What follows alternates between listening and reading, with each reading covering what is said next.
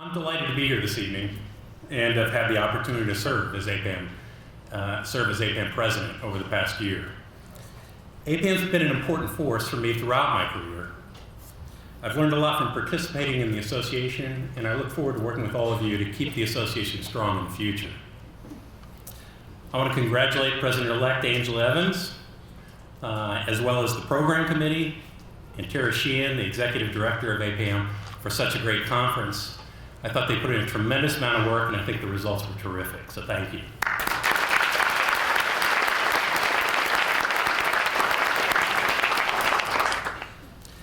For my talk today, I have a pretty ambitious agenda for what I want to talk about. Over the next 45 minutes, I'm going to share my perspective on why research and evidence aren't realizing their full potential in the policy world, our collective role in either perpetuating this trend or altering it, and the big trend in big data that I think we ignore at our own peril. More specifically, I'll address the use of evidence in policymaking and public management, which are sometimes seen as separate. But I view them as strongly connected from the perspective of APPAM, and I see them both as critical elements of the path forward for our association. So let's get started in my attempt to assess the present, generate some controversy, predict the future, and describe a path forward for the association. And if that's not enough, I hope to set a record for most pop culture references in an APPAM presidential address. So my talk, like most of our work, all starts with data. This first quote is one of my favorites. I hope it's one of your favorites, too. I believe it speaks to a large part of what APPAM stands for. While judgment and other factors inevitably play a role in policy and program decisions, effective policymaking and public management should be driven largely by evidence, the kind based on rigorous assessment of quantitative and qualitative data. As APPAM president and a longtime member, this is the perspective that I've seen threaded throughout the APPAM discussions that I've witnessed or participated in over the past 25 years. And it's consistent with our mission to improve public policy and management by fostering excellence in research, analysis, and education. Now, the second quote here, I'll admit, is a bit of a straw man. At first blush, the second statement seems obviously true. And admittedly, I could spend the next 45 minutes and then some, either supporting it or disputing it. But the reason I've shared this with you is because too often when someone asserts not everything of value can be measured, what they mean is that they prefer not to measure it. Why? Well, one critical reason, and one that's not often admitted to openly, is the fear of how evidence may be used to drive decisions. The fear arises frequently in the area of program evaluation, which I know well.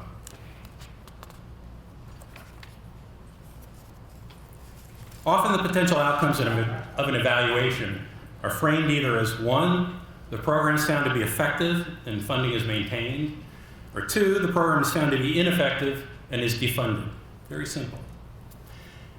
In this framing, David Brooks, in a 2012 New York Times op-ed column, wrote that politicians are not inclined to set up rigorous testing methods that may show that their favorite ideas don't work. But rigid framing of the role of program evaluation poses a set of false choices that I believe ultimately undermine the use and creation of evidence. Jim Manzi, in his book, Uncontrolled, highlights this false choice with a business-based example. A company tested out new window displays designed to attract customers and increase sales, as conventional wisdom suggested they would. The company spent significant resources conducting randomized tests of design after design, and multiple tests over several years kept showing that no causal effect on new displays on sales, overturning the conventional wisdom. Based on the evidence, the senior marketing executives met with the CEO to review the findings and recommended, given the lack of significant impacts, that the company reduce cost and effort in window displays. They were looking at the issue like in this slide. But the CEO disagreed. He decided there were more dimensions to the issue, and the choice was more nuanced. he decided that the problem was with the designers that were tested, and his solution was to increase effort in window display design and to get new people to do it. In this nuanced choice example, the same test result was used rationally to justify opposite actions. We encounter similar situations in the policy world, but too often the discussion of research and policy is driven either implicitly or explicitly by a assumed stark choice between maintaining a program or defunding it. Too often, this framing of policy evaluation leads to a trench warfare between advocates who automatically reject research that's not clearly program affirming, and program opponents who look at research findings as a way to shrink government. The end result is often, unfortunately, a stalemate in which the program is maintained, despite evidence that it fails to achieve its stated objectives, and in some cases, barriers are even erected to prevent further research. Daniel Patrick Moynihan addressed this phenomenon over 40 years ago, to mostly deaf ears at that time. He wrote that one can believe strongly in a policy, for example, early childhood education, and yet be dubious about the ability of a specific program meant to implement the policy. Moynihan gets right to the heart of the matter. You don't have to protect the program to protect the policy. A more recent example of Moynihan's point came into play with the national evaluation of the Upward Bound program, sponsored by the U.S. Department of Education and conducted by Mathematica. Upward Bound is one of the largest and longest running pre-college programs for economically disadvantaged students. It's an intensive program in which during the academic year, participants engage in activities on a weekly basis. And during the summer, participants attend a full-day academic program that generally lasts for about 6 weeks. In 1991, the Department of Education initiated a national random assignment evaluation of Upward Bound to determine whether the program enables students to perform better in high school and subsequently to enter and complete college at higher rates than they would without the program. This slide from the Upward Bound evaluation shows the treatment and control group means for the main outcomes that correspond to the stated objectives of the program. As shown in the slide, there were at most small estimated differences in any of the mean outcomes, and none of them is statistically significant. These findings imply the program did not have detectable effects on the main outcomes of interest. Now, not surprisingly, this lack of positive program impacts received the bulk of attention when the findings were released. But it's also worth noting just the control group means for these outcomes that are shown in light blue, which seems surprisingly high for a disadvantaged population that's targeted for an intervention to increase high school education, high school graduation, post-secondary enrollment, and post-secondary completion. For example, the high school graduation rate of 90% for the control group is higher than for the general population and well above the rates for most disadvantaged populations. These findings could have generated some useful attention regarding potential changes and how the program could be targeted and the potential effects of such a change. As in the window display example from before, perhaps what was needed was a new set of program designers. But the political debate focused mostly on the lack of positive impact estimates, with the Bush administration proposing a defunding of Upward Bound, raising the possibility that funds would be diverted away from the disadvantaged youth population. So how do you think the youth advocacy community responded to these findings? By one, attempting to cast doubt on the findings that I just presented in the slide, and two, working to prohibit any further rigorous research on Upward Bound.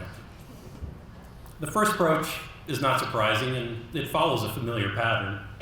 In fact, Dylan Matthews recently provided a detailed guide in the Washington Post for how to argue with policy research findings you don't like. If you want to read it, you can visit Wonkblog. But Dylan's basic message is that one can always find some logical basis for disputing a set of research findings. Now, the advocates didn't quite follow Dylan's chart in the case of Upward Bound, conducting what I would consider to be a typical research misdemeanor, to the extent that the critics of the evaluation often willfully ignored how the evaluation was actually designed or conducted. As a discussion of the upward bound findings continued, eventually the administration turned their attention away from eradicating the program and focused on assessing potential program reforms and further study of the options. But that didn't satisfy the advocates. Their continued efforts to cast doubt on the evaluation and upward bound research in general culminated in Congress canceling a subsequent evaluation of upward bound, and further prohibiting any further random assignment studies of upward bound and related programs. That's when the misdemeanor became a felony. One advocate for the program asserted, "You can't tell a kid you're going to be in this life-changing program and then say, no, you're only going to be in a control group." The irony of calling a program life-changing without evidence to back up the claim was apparently lost on the speaker. At the same time, advocates contended that random assignment is the wrong way to study their efforts, because program operators typically require students to undergo an elaborate application process as a way to show commitment and winnow out candidates unlikely to succeed. Well, maybe. But of course, we can test that statement the same way we can test the assertion that the program's life-changing. I believe the anxiety is not so much about random assignment as it is about the truth. The end result of these fear-driven responses tends to be anti-research and therefore anti-evidence, and in the long run works against the well-being of the population being served. One way to minimize the trench warfare in these extreme outcomes is to frame the translation of research to policy differently. For example, an approach could be to maintain an ongoing commitment of resources to the program targeted by the original legislation, but continue to study the problem and search for programs that serve the population effectively. This approach gets us out of the binary mode of maintain or defund, but it's predicated on spending more time thinking about how we approach the problem and less on narrowly targeting the solution. And I'm certainly not the first or the smartest person to propose this. Now, one might consider the type of framing that I'm talking about and this kind of thought leadership to be in the political domain and outside the bailiwick of most APPAM members. But an example of this kind of framing for thinking about upward bound in related programs is provided in a recent policy brief written by Cecilia Rouse and Ron Haskins, a regular participant at APPAM. They propose a 5-step reform that's based on maintaining a $1 billion federal commitment to college preparation programs that would be consolidated into a single grant program. The proposal includes introducing the use of evidence into the distribution of grants to program providers, the encouragement of a variety of approaches so as to promote learning, and funding committed to an ongoing program of research and demonstration to determine whether well-defined interventions or specific activities actually increase college enrollment and completion. Now, I want to point out this is not a completely new idea. It's consistent with recent initiatives to reform Head Start, as well as federally supported teen pregnancy prevention programs. Regardless of the specific details set forth by Haskins and Rouse, I appreciate that they place their proposal in a framework of a stable commitment of resources to disadvantaged youth in an environment of ongoing program assessment and improvement. Evidence would be generated on a continual basis, and the programs will evolve, but the findings won't jeopardize the dollar commitment to the population of interest. Proponents of serving disadvantaged youth, therefore, should be less inclined to characterize the proposal or research in general as a potential threat to the target population. On the contrary, the proposal would drive the system to continually evolve programs in the best interest of the population. Another program where rigorous evidence can inform a policy stance is Job Corps. Efforts to eliminate the Job Corps program aren't new. This slide shows a headline from the September 21st, 1967 edition of the Ann Arbor News, predicting the elimination of Job Corps by an economy-minded Congress. Fast forward to 2009, David Muehlhausen at the Heritage Foundation called for the elimination of Job Corps based on evidence from the recent National Job Corps evaluation, arguing that the extra benefits were too small to justify the high costs. Well, to a certain extent, that's true. The evaluation clearly finds that the measured benefits of Job Corps are less than the resources spent on it for all Job Corps participants. So we had the right answer, but did we ask the right question? Even though the costs of Job Corps exceeded the benefits were substantial. The evaluation found that Job Corps provided assignees with an equivalent of an additional year of schooling, boosted earnings by 12% in the third and fourth years after random assignment, as shown here, while also generating reduced criminal activity and reduced public assistance. This is not a trivial impact. In fact, Job Corps stands out as being one of the few employment and training approaches, perhaps the only approach, that's been demonstrated to increase earnings among disadvantaged out-of-school youth.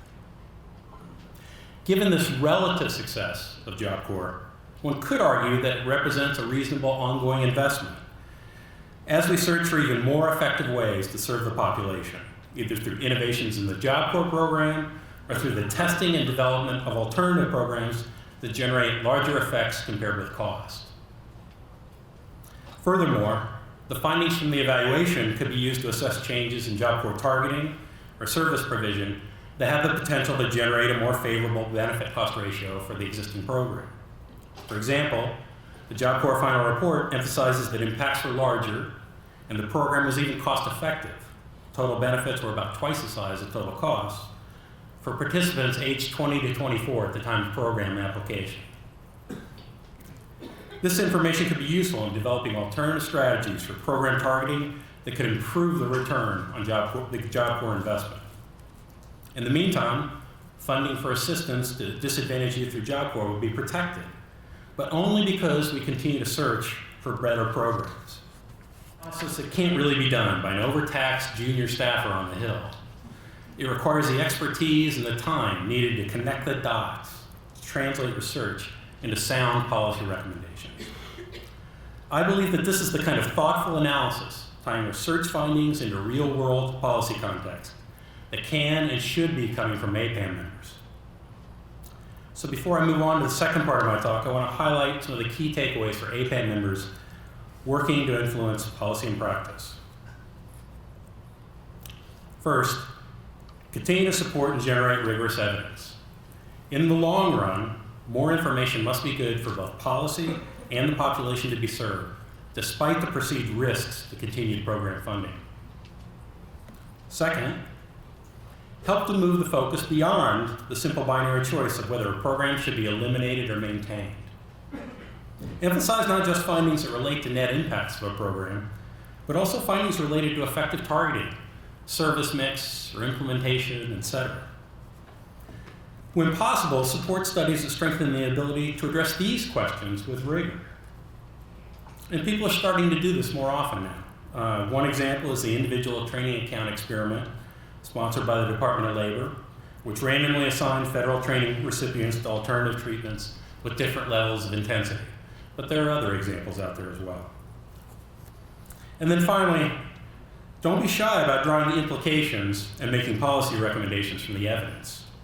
We're able to connect dots that others can't see clearly. So let me move on to big data. As government agencies at all levels are addressing the challenge of ever more scarce resources, they're more often looking for evidence to guide their decisions. More generally, this trend is consistent with the rising importance of data, its increased availability, and the expanded capacity to process data throughout society, all of which are increasing the demand for our type of expertise. Across a broad spectrum of fields, we're experiencing a data revolution, and I don't use that term lightly. This revolution facilitates analysis of large-scale data sets, often drawn from administrative records or linked records from multiple sources, which falls under a general umbrella often referred to as big data. Now, it's no secret that what we do with data and the technology we use are codependent. Advances in computer technology about 50 years ago really stimulated the beginning of our industry by making sophisticated data computation and analysis possible. We've seen gigantic leaps and changes since then, with desktop computers in the 1980s and the internet in the 1990s as examples. I think big data and our capacity to mine and analyze it has the potential to be another game changer for our field. At a minimum, it's safe to say that the data revolution I've referred to is what Harvard Business School professor Clayton Christensen would call a disruptive innovation. Christensen defines a disruptive innovation as technologies, processes, or business models that bring to market products or services that are more affordable and simpler to use than what's currently available. It enables more consumers in the market to afford and or have the skill to use the product or service. The change caused by such an innovation is so big that it eventually replaces or disrupts the established approach to providing that product or service. So what's causing this disruptive innovation? Well, most recently, advances in computer processing and storage have been important, but so has the development of software to identify and highlight patterns in the data, including tools taken from the evolving world of artificial intelligence. The harnessing of large amounts of data and their use to drive decision-making comes under a variety of labels, not just big data, but also data analytics, predictive analytics, business intelligence, etc. There are many more. A recent cover from the Harvard Business Review highlights the trend. One of the products of this trend is exploding demand for what are called data scientists, which is really just a newish term for folks that wield the same sort of analytical skills as many of the people in this room. This headline, also from the Harvard Business Review, refers to data scientists as the sexiest job of the 21st century. I've been waiting a long time to see that.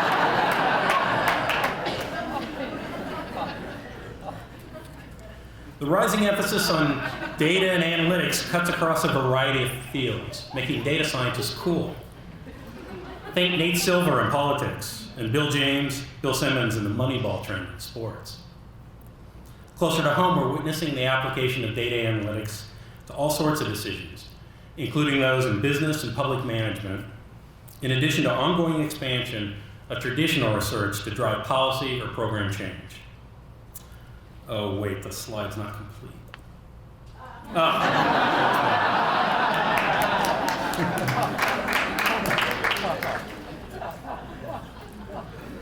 The trend toward deploying data more actively and supporting public management as opposed to policy analysis or policy making is worth noting. The perspective that a data scientist brings to data analytics to support program management can be very different than that brought to the typical policy research study.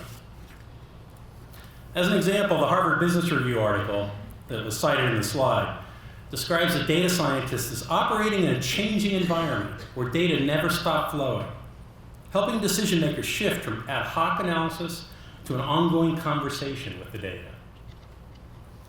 That's a fairly accurate description of how our perspective on the use of data to support management is changing at Mathematica, and it provides insight into where public management and government agencies is headed as well. But the trend in the use of evidence to drive policymaking in public management is still in the infancy stage. In the recent Atlantic article entitled "Can Government Play Moneyball?", John Bridgeland and Peter Orszag calculate that less than $1 out of every $100 of government spending is backed by even the most basic evidence that money is being spent wisely. This will change. One indicator of that change is the recent memo from OMB directing federal agencies to expand the use of evidence to support the president's second-term priority to deliver a smarter, more innovative, and more accountable government. While the effort to use data to drive public management is still emerging, it's doing so on a broad front at all levels of government. You could say we're in the midst of a data tsunami when it comes to public management. The use of data to inform public management cuts across nearly all of our APPAM topic areas, including the use of health quality measures to identify effective medical treatments and the use of student test scores to assess teacher performance. One of the more visible and fully developed examples of data-driven public management is the growing use of crime statistics by municipal police departments. This past summer, the New York Times highlighted the use of crime data and algorithms by the Seattle Police Department, which is using these tools to predict hotspots of crime, to better deploy scarce patrol resources, an approach referred to as predictive policing. A department sergeant commented that the approach gives officers more direction instead of driving around like drone bees. Large companies like IBM and Microsoft have developed predictive policing software packages to serve this market. But academic researchers are also players. Seattle uses a new software package called PredPol, which is developed by faculty by UCLA, Santa Clara, and UC Irvine. Last year's APPAM Kershaw Award winner, John McDonald, has also been a contributor to police department efforts to rely more on data analytics. In his case, co-developing a statistical method that helps police departments identify officers with a propensity towards racial profiling. Now, the use of crime statistics in police departments can also have potential negative effects if they're not managed carefully. Anyone who's watched season 3 of The Wire, the television series, has seen a vivid representation of the potential downside of using analytics. In fact, David Simon, who's the creator of The Wire, asserts that one of the key themes of the series is statistics will always lie. Statistics can be made to say anything. In his rendering, police routinely juke the numbers to exaggerate progress in fighting crime or to enhance someone's measured job performance. Further, once one of the officers in the show quits the police department to become a school teacher, he encounters the same tendency to juke the numbers in the school system, in this case to make teachers or schools look better. For those of you who aren't Wire fans, think about what Peter Rossi used to say. If you torture the data long enough, sooner or later they confess. While these are some stark examples, I'm sure it comes to no surprise to anyone in this room that data analytics can create undesirable incentives for managers. Those of us who studied the use of performance standards in the JTPA employment training program in the 1980s and the 1990s understand this all too well. At that time, various policy researchers, including some here with us today, tried to help the Department of Labor build a system of performance standards that encouraged better outcomes among participants without inducing program managers to serve only the most promising training candidates. Researchers were critical to that discussion because they understood clearly the difference between simple outcomes and net impacts and the implications of the distinction for designing appropriate performance measures. This example and others highlight that there's a huge overlap between the big data and analytics trend in public management and the mission of APPAM and the skills of our members. I would assert that the nature of this data revolution, as government moves towards a database vision of improving both policy and public management, the two elements that underlie the foundation of our association make this APPAM's moment. As the government increases its focus on data and analytics, the policy and management guidance provided by APPAM members has greater value than ever before. But it's worth noting that those outside APPAM won't necessarily recognize APPAM members as a critical part of this picture. As just one example, consider the guidance provided by a certain vendor who will remain nameless in the federal data analytics market. This vendor markets their analytics platform to federal agencies using a slide deck in which the key slide, this slide, highlights that the platform provides ongoing data analysis without the need for a PhD. According to this stance, somehow all the methodological nuances associated with data analysis, the issues we struggle with every year at this conference, are overcome by the sophistication of the vendor's software and data processing. The result, according to the vendor, is a single platform that translates data and data exploration into critical decision support without the need for deep research expertise. This is flawed logic. The tools are continually evolving, but the underlying principles behind research are not. Big data and other analytics projects are more akin to scientific research and clinical trials than to IT initiatives. They typically start with sensing problems or potential opportunities, which may initially just be somebody's hunch. They then often move on to develop theories about the existence of a particular outcome or effect, generate hypotheses, identify relevant data, and conduct experiments. Sound familiar? In short, they're opportunities for discovery. To take advantage of the current opportunities to play a bigger role in influencing public management, we at APPAM need to be wise and we need to be united, drawing on the strength of the diversity of our members. Much of the use of data in the public sphere will focus on effective public management practices, as I've argued, addressing the same types of questions our members who are public management experts have grappled with for years. The expertise they bring to addressing issues in public management is irreplaceable. So to be most relevant in this evolving policy world, it's essential to keep the public management side of APPAM engaged in the association. At the same time, the expertise possessed by those on the policy analysis and evaluation side is critical as well. Tricky research issues, such as the distinction between causation and correlation, and the appropriate methods to identify causation, are not solved by the use of big data techniques. Our policy analysis and evaluation experts have been struggling with these issues for decades. And their expertise is critical to steering the translation of research and data into appropriate practice. A few years back, Doug Betroff, in his APPAM presidential address, lamented, legitimately, that too often the policy community has a tendency to test only one program at a time, which can elongate the learning process from years to decades as we test and fail again. He rightfully called for more testing of multiple ideas at once, increasing the likelihood of finding positive impacts in a shorter time.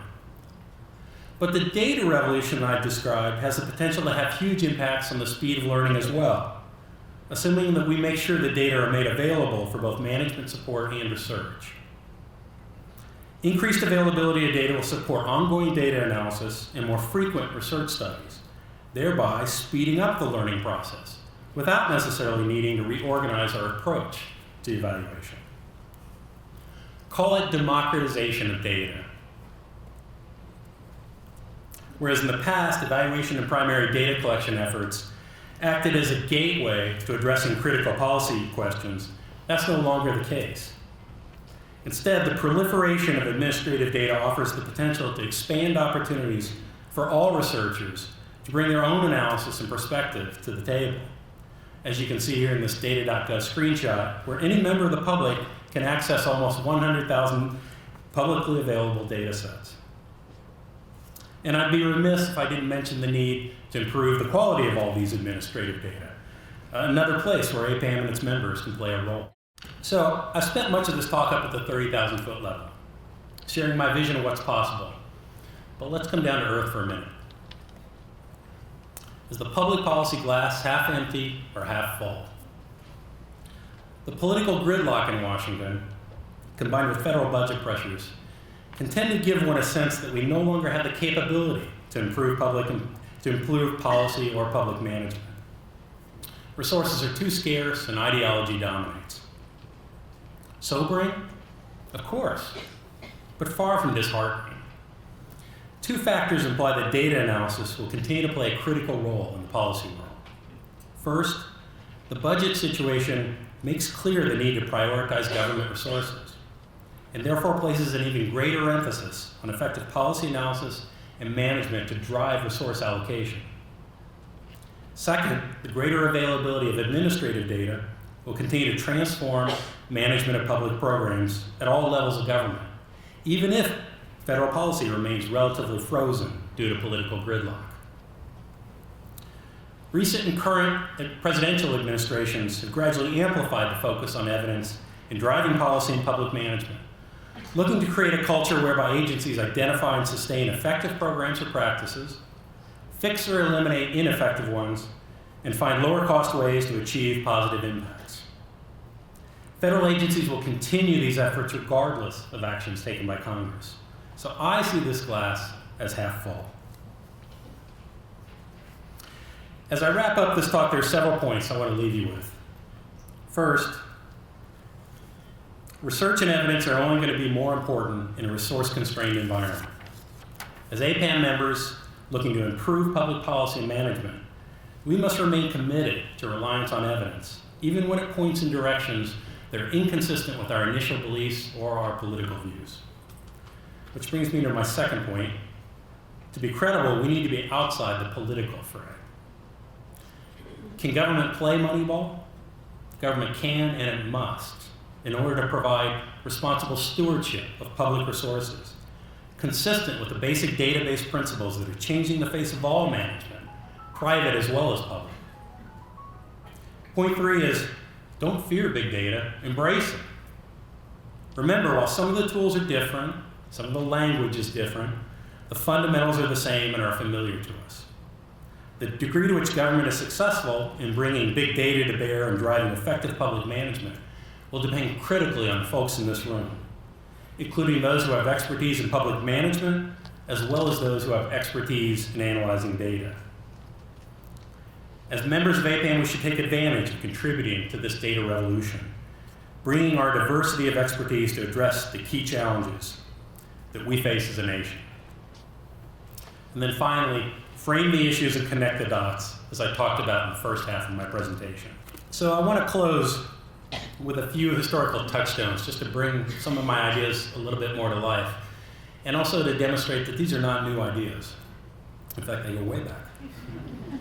The first touchstone goes back to ancient Greece and the Pythagoras, and my point about the fear of evidence and its implications. I imagine Pythagoras may have felt like a lot of us when his discovery of a spherical Earth didn't gain much traction beyond his immediate colleagues. The implication of his findings on society at the time and the fear of those implications kept them in check for more than 2,000 years. Remember that perspective next time you're waiting on a funding cycle.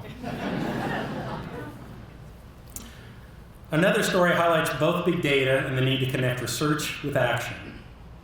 This one takes place in London in 1854, when a key work was published by Dr. John Snow, considered by many to be the father of modern epidemiology.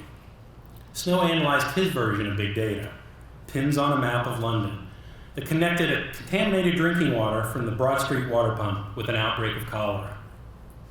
More importantly, he convinced public officials to remove the handle on the pump so people stopped getting sick. What good would it have been if Dr. Snow were to stop with the publication of his findings? Who would he have really helped? No one. What Snow did that was so important is that he connected evidence with action. He understood that his work was not just about research. It's about putting research to work to improve policy and to improve public well-being. That's a call to action that's as relevant today as it was more than 150 years ago. My last story brings us up to modern history, and something I came across that APPAM's first president, Joel Fleischman, wrote about the need to connect research and evidence with policies and programs aimed at improving society. According to Fleischman, we should seed a problematic field with research and trials, define clear and achievable goals, devise evidence-based strategies to get us there, and help guide society toward that sweet spot on the horizon.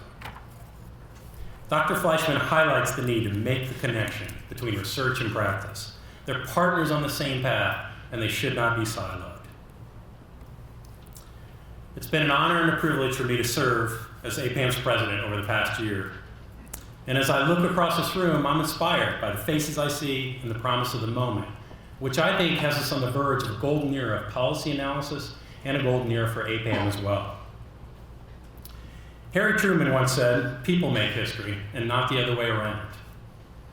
More recently, my favorite songwriter, Paul Westerberg, says, "We may be the ones to set the world on its ear. If not, then why are we here? If not, indeed, it's up to us." I look forward to working with all of you and with future members of the association to set this world on its ear and make history together as we pursue and promote the APPAM mission of improving public policy and management. Thank you for your attention this evening and for your support of APPAM over the past year.